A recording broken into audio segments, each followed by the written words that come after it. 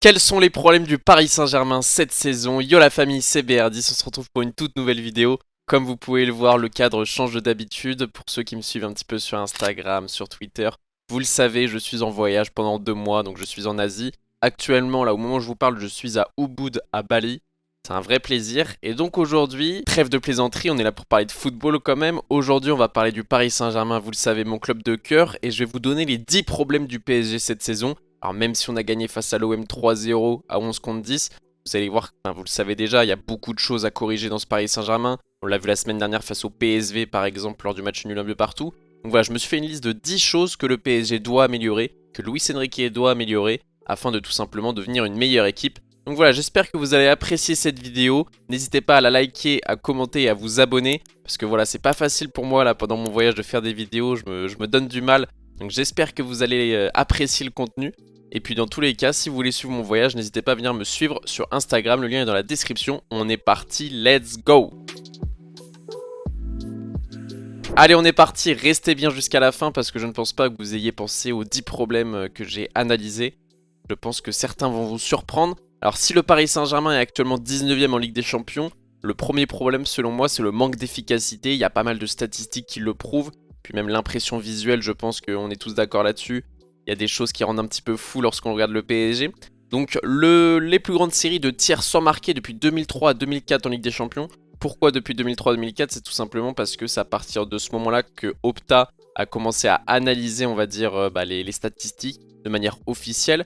Donc le PSG, entre avril 2024 et octobre 2024, on a fait 94 tirs sans marquer. Donc là, dernièrement, on a marqué face au PSV grâce au but de Hakimi. Petite erreur du gardien, on va pas se mentir. Hop, je réajuste le plan les amis parce que bon, je pense que là on est un petit peu mieux. Le Benfica sinon c'était entre septembre 2017 et octobre 2018 avec 90 buts, 90 tirs sans marquer. Enfin voilà, vous voyez que le PSG on avait un vrai manque d'efficacité. On l'a vu face à Dortmund par exemple en demi-finale de Ligue des Champions la saison dernière où c'était assez criant. On l'a vu par exemple face à Newcastle lors du match un but partout la saison dernière. Mais on l'a vu aussi cette saison face à Gérone par exemple, Gérone pardon. On l'a vu lors de la victoire 1-0 sur un but contre son camp à la 92e minute si je me rappelle bien, sur ce centre de Nuno Mendes. On l'a vu également face au PSV la semaine dernière au moment où je tourne la vidéo. 2,43 expected goal contre 0,25 et au final match nul, un but partout. Très décevant bien évidemment. Donc ce qu'on constate c'est qu'il n'y a pas de réelle évolution entre la saison dernière et cette saison et ce manque d'efficacité nous porte vraiment préjudice. Il faut impérativement qu'on corrige ça. Alors bon, on va passer au deuxième problème parce que l'efficacité, certains vont me dire oui mais ça c'est une question de confiance, voilà les buts c'est comme le ketchup, ça vient tout d'un coup ou alors ça vient pas. Ok, on passe au second point, le mercato qui a été raté, bien évidemment, selon moi le mercato a été raté, je vous en avais fait une vidéo le 1er septembre, donc avec cette miniature là je vous avais dit voilà selon moi ce mercato est insuffisant pour un Paris Saint-Germain qui se veut très ambitieux dans une deuxième année de projet Luis Enrique. Et ben je le pense toujours, hein. On a raté des Kvaratskhelia par exemple. On a raté du Lookman, on a raté des joueurs comme ça, même du Alvarez qui est parti à Atlético Madrid. Tous ces joueurs que Luis Enrique désirait, apparemment selon la presse. Au final, ça s'est pas fait.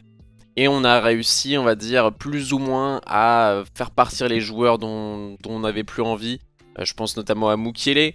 Mais par exemple, des joueurs comme Fabian Ruiz qui sont encore là, bah, c'est assez compliqué. C'est pas des joueurs qui ont le niveau Paris Saint-Germain, même s'il a fait un euro exceptionnel. Je sais que Luis Enrique l'aime beaucoup. Mais voilà, pour moi, cet effectif tout simplement n'est pas encore au niveau de nos ambitions tout simplement. Et c'est en lien avec le troisième point, le troisième problème que j'ai relevé, c'est trop de jeunesse. Trop de jeunesse au sein de cet effectif. On a un des effectifs les plus jeunes de l'histoire du Paris Saint-Germain. Là, quand on regarde les 10-11 derniers effectifs les plus jeunes au PSG, bah, l'équipe de Luis Enrique, c'est 5 fois les équipes alignées les plus jeunes de l'histoire du PSG sur les 11 derniers, enfin sur les 11 plus jeunes de l'histoire. Donc 5 fois la composition que a aligné Luis Enrique a été parmi les plus jeunes de l'histoire du Paris Saint-Germain. Voilà, par exemple, on peut parler d'un Warren Zaïre-Emery peut-être surresponsabilisé, même si c'est un joueur que j'adore, peut-être qu'il faudrait une concurrence pour pouvoir se reposer un peu plus souvent. Parce que voilà, Fabien Ruiz, c'est un petit peu compliqué au niveau de la concurrence. On peut parler par exemple de Beraldo qui a beaucoup de temps de jeu alors qu'on a l'impression qu'il n'est pas encore prêt. Barcola qui est un joueur que j'adore, mais selon moi, je vous l'avais dit cet été, je voulais une concurrence à Bradley Barcola parce que certes en Ligue 1 c'est très bon. On en parlera un petit peu plus tard. En Ligue des Champions, il y a des petits manques, on va dire. Donc voilà, toutes ces raisons font que pour moi il y a trop de jeunesse dans cet effectif, trop de jeunesse dans ce projet tout simplement. Le quatrième problème, c'est qu'on a des ailiers qui sont pas des vrais buteurs. C'est en lien avec les problèmes de trop de jeunesse, mercato raté. Nos ailiers ne sont pas des réels buteurs. Alors vous allez me dire oui, Barcola est meilleur buteur de Ligue 1. C'est vrai, mais par exemple, on va plus s'attarder sur Dembélé dans un premier temps. Les joueurs ayant le plus tiré en Ligue des Champions cette saison, Haaland 17 pour 3 buts marqués, Dembélé 14 tirs pour 0 but marqué. Le troisième, Leo Wing, 14 tirs pour 0 but marqué également. Vinicius, 13 tirs pour 3 buts, pardon. Vous voyez que Dembélé, il y a un vrai problème de finition. On n'en peut plus de ces frappes là, entrée de surface, pied gauche enroulé pour la lucarne opposée, qui partent très souvent à côté ou au-dessus. C'est très fatigant, c'est très fatigant, mais bon. Voilà, on connaît Ousmane Dembélé, on n'est pas surpris, on le connaissait au FC Barcelone. On connaissait ses défauts lorsqu'il arrivait au PSG. Je crois qu'à l'époque, je vous avais fait une vidéo en vous disant que c'était un super joueur, mais qu'il allait pas mal nous agacer. Bon, certes, il a quand même progressé, je trouve, depuis son arrivée au PSG. Je trouve quand même qu'il y a des points où il est meilleur. Mais ça reste Ousmane Dembélé et c'est un ailier qui va nous frustrer. Je pense pas que ça soit l'ailier parfait pour tout simplement avoir des ambitions aussi hautes que remporter tous les titres sur une saison. Quand tu compares aux autres ailiers des grands clubs européens, à des Mohamed Salah, par exemple des Cole Palmer, je sais pas, des Vinicius, des Rodrigo, etc. Ah, c'est pas le même délire. Même si Dembélé, techniquement, c'est peut-être le meilleur. On va dire que l'impact sur un match, l'impact décisif, surtout sur un match, c'est un petit peu compliqué. Ça se voit, on l'a vu par exemple face à Giron, sur cette action, où il part seul au but. Il y a Barcola qui est sur le côté. On se dit, bah là, ça doit être un but. Mais même pendant cette action, je me rappelle, je me doutais que ça allait pas finir au fond. Parce que c'était Ousmane Dembélé. Ça aurait été n'importe quel autre joueur, j'aurais déjà célébré avant. Et vu que c'était Dembélé qui partait seul au but, bah voilà, il s'est fait rattraper. Mauvaise conduite de balle, mauvaise protection de balle. Barcola forcément à côté qui a été très frustré de ne pas être servi. Enfin bref, ça c'est vraiment l'action typique d'Ousmane Dembélé, de ce pourquoi je dis que c'est un problème pour ce Paris Saint-Germain. Maintenant, on peut parler également de Barcola et mettre en relief par rapport aux anciens joueurs du PSG grâce à ce graphique de Tarbouche Data sur Twitter. Vous voyez donc que les points rouges c'est le PSG en 2020 et les points bleus donc le PSG actuel. Et vous voyez qu'en termes de déliés, de création d'occasion, de joueurs offensifs dans ce Paris Saint-Germain là, des Mbappé, des Icardi, des Neymar, des Cavani, des Choupo-Moting sont bien au-dessus de nos joueurs actuels, Barcola, Kolo Muani, Asensio, Lee Kangin, etc. Même Eric Maxime Choupo-Moting est plus efficace, était plus efficace du moins que nos joueurs actuels. Et ça, c'est une vraie statistique qui est percutante, qui vous montre désormais bien qu'il y a un problème de finition de côté de nos ailiers. Parce qu'on va dire que les numéros 9 au PSG, on va en parler après, mais c'est un petit peu un cas à part. Concernant Barcola, pareil, ses statistiques en Ligue des Champions depuis ses débuts de carrière, donc depuis ses 2 ans au PSG. 770 minutes, 1 but, 1 passe D. Voilà, en Ligue 1, ça fait très bien le travail. En Ligue des Champions, Barcola, c'est encore un petit peu tendre. Alors moi je vais pas faire mon Riolo qui va l'appeler Bambi ou quoi que ce soit, j'adore Barcola, hein. J'ai adoré sa célébration Charo face à l'OM, il m'a fait kiffer. Mais en Ligue des Champions, voilà, on sent qu'il a encore un step à passer, que ce soit mental ou pas, je ne sais pas. Mais en tout cas, ça va venir, mais actuellement c'est un des problèmes, c'est que nos ailiers ne sont pas au niveau Ligue des Champions. Cinquième problème, c'est un système tactique qui n'est pas adapté à tous, notamment à Nuno Mendes. Je vous en avais fait une palette tactique lors de mon débrief de PSG Arsenal. N'hésitez pas à aller le voir, c'était très intéressant, c'est un débrief tactique. Donc vous le savez, Nuno Mendes joue ce rôle de troisième défenseur central. C'est pas forcément le plus adapté à lui. On l'a encore vu face à l'OM, lorsqu'il monte, il est impressionnant, il est très décisif, très important. Donc forcément, il est un petit peu bridé. Et ça doit déjà le frustrer dans un premier temps, parce qu'on sait que sa grande force, c'est pas la défense, c'est bien l'attaque. Surtout que défensivement, dans des grands matchs de Ligue des Champions, en général, ça s'est mal passé pour lui. Il y a eu Lamine Yamal notamment qui s'était pas mal délecté d'éliminer Nuno Mendes toute la rencontre. Il y avait également Jadon Sancho en demi-finale de Ligue des Champions. Nuno Mendes dans les grands matchs défensivement, c'est pas forcément le meilleur défenseur du monde. Par contre offensivement il est exceptionnel. Et donc ce système on va dire ce système asymétrique de Luis Enrique avec Hakimi qui joue plus haut comparé à Nuno Mendes, forcément c'est pas le plus adapté, mais bien faut bien faire des choix parce que sinon on va jouer avec 8 attaquants. Et on va dire que forcément c'est une des faiblesses de ce PSG, c'est la sous-utilisation de Nuno Mendes qui est vraiment un point clé, un joueur clé de cet effectif selon moi. Sixième problème, vous le savez, je suis un gros défenseur de Gianluigi Donnarumma, pardon. Mais bon, force est de constater que Donnarumma n'a pas encore progressé sur ses défauts. Les statistiques le prouvent. La saison dernière, vous voyez la différence entre la Ligue 1 et la Ligue des Champions. La Ligue 1 en rouge, la Ligue des Champions en bleu. En Ligue des Champions, c'était un gardien très moyen. En Ligue 1, c'était un monstre. Excusez-moi les gars si la caméra bouge un petit peu ou si les plans changent. Le setup est un petit peu ghetto, mais bon, le plus important, c'est que vous m'entendiez bien et que vous me voyez, tout simplement. Donc voilà, Donnarumma, cette saison, je vous ai mis ses statistiques bref. C'est pareil, pourcentage de centre arrêté, 4,8%. Voilà, dans sa surface de réparation, il est assez mauvais. On le sait que sur sa ligne, Donnarumma est un des meilleurs gardiens du monde. Par contre, dans tout ce qui est sortie, dans tout ce qui est, je ne sais pas comment dire, autorité, voilà c'est le mot que je cherchais, dans son autorité, dans sa surface, pour sa défense, il y a toujours des moments d'hésitation. Là même face à l'OM, pardon, il avait rien à faire. Et sur des petits ballons en profondeur, etc., tu sentais qu'avec Marquinhos de temps en temps, Marquinhos ne doit pas faire 100% confiance à Donnarumma, et Donnarumma ne doit pas s'imposer suffisamment. Voilà, il y a toujours des petits moments de flottement. Et ça, c'est un vrai problème au PSG, c'est que on a fait partir Navas à l'époque pour un top gardien sur le papier Donnarumma, et que bon, certes, il est très très bon, c'est un des meilleurs gardiens du monde, mais il a quand même des défauts qui dans le football moderne sont très handicapants. Ça commence vraiment à m'embêter, on va dire, même si je l'ai beaucoup défendu. Là, je commence un petit peu à en avoir marre, je vais pas vous mentir, de Donnarumma. Notamment en Ligue des Champions, il commence vraiment à m'agacer. Septième problème, ça c'est une analyse que j'ai fait, donc une analyse statistique que j'ai fait de moi-même. C'est les premières mi-temps très très mauvaises en général du Paris Saint-Germain, notamment face aux bonnes équipes, aux grosses équipes. Donc vous voyez là, je vous ai mis tous les scores du PSG en première mi-temps depuis le début de saison. Donc il y a eu 12 matchs, il y a seulement 6 fois où on a mené à la mi-temps, alors qu'on a joué contre des équipes assez faibles également en Ligue 1. Mais contre les équipes importantes, donc par exemple l'OM, le PSV, Arsenal, Girone, etc., on a seulement mené 3 fois sur 7 gros matchs cette saison. Ça c'est un vrai problème parce que même dans les matchs, par exemple face à Rennes, où on menait 1-0, etc., il y a beaucoup de matchs au Paris Saint-Germain où on est mauvais tout simplement en première mi-temps. Même si on va mener, même si on va pas mener, peu importe le score, on est mauvais en première mi-temps dans beaucoup de matchs. Alors le contre-exemple, c'est l'OM parce qu'on gagnait 3-0 à la mi-temps, le score est resté à 3-0 jusqu'à la fin.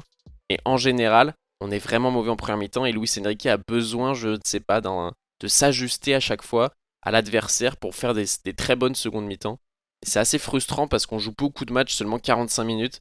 Et ça, c'est vraiment très agaçant, surtout dans un grand club comme le nôtre. Donc quand tu es dans un petit club qui joue le maintien, etc., jouer 45 minutes à un bon niveau, c'est déjà bien. Ça te permet de gagner des points.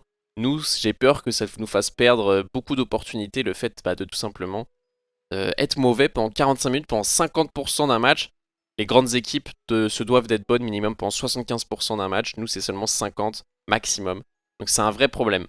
Huitième souci dans cette équipe du Paris Saint-Germain, c'est qu'il n'y a aucune présence dans la surface. Donc c'est ce rôle de faux neuf, de numéro 9 qui n'est pas vraiment utilisé au PSG. Donc là, je vous ai mis une action, j'aurais pu vous en mettre plein. Je vous ai mis une action par exemple face au PSV sur une longue passe de Pacho. Barcola se retrouve tout seul dans la surface. Il n'a aucune solution. Sa seule solution, c'est de tirer. Parce que pourquoi? Dans un premier temps, parce que Kang In Lee a décroché. Donc ça, c'est bien, ça a attiré la défense. Ça peut permettre à Barcola de partir en profondeur. Mais dans un second temps, tu as Fabian Ruiz qui se projette pour venir aider Barcola. Et Fabian Ruiz n'a pas le volume de course nécessaire pour venir proposer une solution à Barcola. Et donc Bradley, la seule solution qu'il avait à ce moment-là, c'est de tirer. Et ça arrive pas mal de fois, le fait qu'il n'y ait pas de joueur présent dans cette surface de réparation pour proposer une autre solution, à part la frappe. Ça arrive vraiment à tous les matchs. Et ça s'explique par deux faits. Les milieux de terrain, comme Fabian Ruiz, qui n'apporte pas assez offensivement par un manque de volume de course. Il n'y a que Warren Zaïre-Emery vraiment qui a cette capacité de course à accompagner vraiment dans la surface. Mais secondement, c'est ce rôle de faux numéro 9. Par exemple, je vous ai mis la hitmap pour l'instant de Kang In Lee. Vous voyez que dans la surface, il est très peu présent. On le voit beaucoup sur les poteaux de corner. Mais dans la surface de réparation, Kang In Lee en faux 9, c'est inexistant. Asensio, pareil, un petit peu plus central, un petit peu plus dans ce rôle de créateur, de meneur. Mais dans la surface, c'est assez faible. Également, pour un joueur qui est souvent titulaire avant sa blessure en tant que faux numéro 9, c'est trop peu de présence dans la surface. Et Kolo Muani, c'est le seul qui a une bonne hitmap dans la surface, qui touche des ballons dans cette surface de réparation. Malheureusement, vous le savez, Kolo Muani est mis au placard.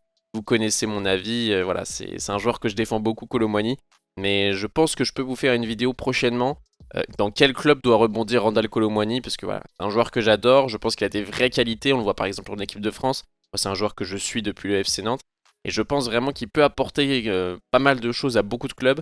et qu'il a besoin d'un second souffle dans sa carrière parce qu'au PSG, avec Luis Enrique, on sent que ça ne le fera jamais, que c'est pas du tout, il n'y a pas de connexion entre le joueur et l'entraîneur, et on sent que c'est un joueur qui a besoin de se sentir aimé par son coach. Je pense que je vais vous faire une vidéo là d'ici peut-être un mois, avant le mercato d'hiver, dans quel club doit jouer Randal Kolo Muani. N'hésitez pas à vous abonner pour ne pas rater cette vidéo, mais il y a plein d'autres vidéos qui arrivent bien entendu. Neuvième problème de ce Paris Saint-Germain, c'est le manque de leaders. Je vous ai mis 3 leaders selon moi actuels dans l'effectif, Marquinhos, Hakimi et Vitinha. J'ai hésité à mettre Donnarumma, et comme je vous l'expliquais, on le voit beaucoup gueuler Donnarumma, on le voit beaucoup crier sur le terrain. Par contre, dans les moments décisifs où il doit vraiment rassurer sa défense, il joue mal ce rôle de leader, donc pour moi je peux pas me permettre de mettre un Donnarumma parmi les leaders. Pour moi, tu as Marquinhos, Hakimi, Vitinha qui sont les vrais leaders de cet effectif. Mais quand tu compares par rapport aux anciens effectifs, les Thiago Motta, les Thiago Silva, les Cavani, les Ibrahimovic, les Navas, les Di Maria, les Maxwell, etc., etc., on a beaucoup moins de leaders désormais, on a beaucoup moins de chefs d'équipe, de joueurs qui montrent l'exemple. Et ça, je trouve ça assez problématique. Hakimi le fait très bien en ce début de saison, je trouve que c'est un vrai leader, que ce soit autant technique que dans le comportement. Marquinhos aussi, moi je l'ai toujours défendu, je trouve que c'est un bon capitaine, malgré tous ceux qui disent que voilà, il se fait caca dessus en Ligue des Champions, etc. Moi je suis pas d'accord, je disais pareil de Thiago Silva à l'époque. Pour moi c'est des excellents capitaines, ils montrent vraiment l'exemple Marquinhos en termes d'exigence, en termes de rigueur. Et Vitinha pareil, je trouve qu'il a vraiment pris cette dimension de leader au milieu de terrain, je trouve que c'est vraiment lui qui replace les joueurs, qui organise. Mais voilà, pour moi c'est pas assez, il te manque vraiment au moins 2 autres leaders dans cet effectif pour tout simplement avoir une plus grosse force mentale et pouvoir tout simplement être meilleur dans les grosses rencontres. Et pourquoi pas réussir à faire 90 minutes de bonne qualité. Ça passe aussi par des leaders qui vont te permettre de mettre une bonne dynamique dans un effectif, dans une composition d'équipe sur le terrain. Dire les gars, au bout de 5 minutes là, ça fait 10 minutes que le match a commencé, 5-10 minutes que le match a commencé, on n'y est toujours pas. On y va les mecs, c'est parti, tu vois, un vrai chef d'équipe. Ça je trouve qu'on n'en a pas assez au Paris Saint-Germain et c'est un problème. 10e souci dans ce effectif du PSG, dans ce début de saison du PSG, c'est Fabian Ruiz. Non, je rigole, je pourrais dire ça, je pourrais même faire toute une vidéo sur Fabian Ruiz qui n'a pas le niveau au PSG alors qu'avec l'Espagne il est exceptionnel, pardon. Mais non, le 10e point, c'est une ambiance au Parc des Princes trop monotone. Ça, je pense que beaucoup de gens sous-estiment cet aspect-là au Paris Saint-Germain, mais c'est un vrai problème. C'est ce que je vous avais dit sur Twitter là il y a quelques semaines. Pour moi, enfin il y a quelques semaines, c'était la semaine dernière lors du match face au PSV. Pour moi, on est sur une des pires ambiances au Parc des Princes sous l'ère QSI. Certes, on a des ultras qui chantent, etc. C'est très bien.